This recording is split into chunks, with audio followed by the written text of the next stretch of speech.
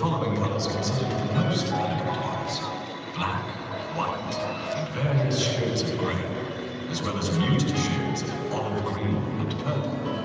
The costumes captivated people with their beautiful fabrics and rich embellishments. The attire featured precious stones, furs, and decorative effects. Under the eastern influence, beautifully decorated sails and ice axes, serving both as a staff and a formidable weapon, became an integral part of the nobleman's attire.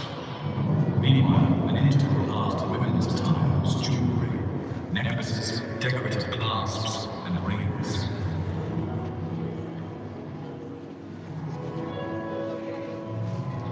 Mansions also credited the homes of wealthier locals.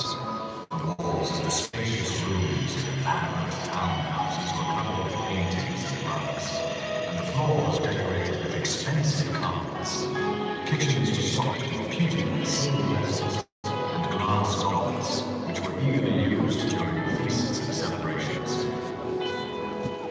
The reigns of Sigismund Augustus and Sigismund Augustus are remembered in Polish history as a time of true flourishing, development, and progress. A time of glory and significant transformation, of forging the image of the world and one's own place within it, of one's own past, and of embedding local traditions in the Greco-Roman culture.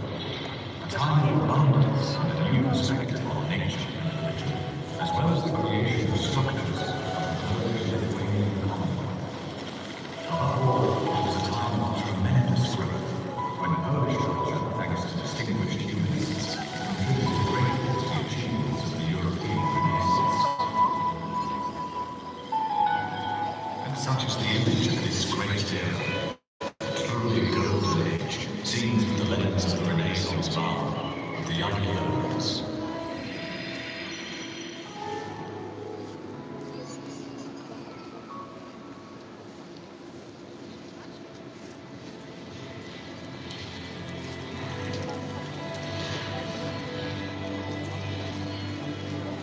This story begins around 150 million years ago, when there was no castle, no kings, not even land. Only a warm Jurassic sea, filled with ammonites, mysterious cephalopods with spiraled shells. Their shells, perfectly shaped by nature, served both as shelter and armor.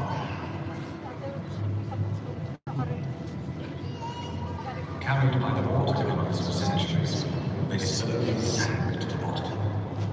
Layer by layer, covered by successive sediments, they sank deeper and deeper, subject to the silent but inexorable force of geological processes.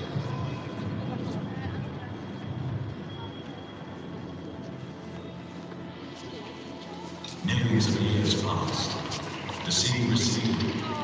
The land emerged. The limestone that had once been the ocean floor became the naturally carved foundation of the Wawel here, the one you walk on today. This is where the castle underground existed. The Wawel was built.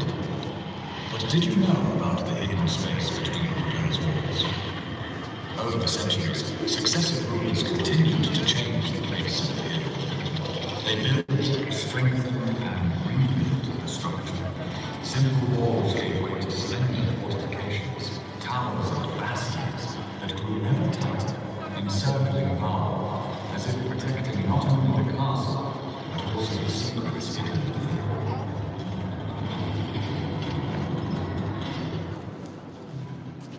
Even as fire consumed the stone, the walls did not perish. They returned stronger, reaching further, creating new rings of defense. This is how the swinger, the in-between space, was formed. Two walls, two borders. The first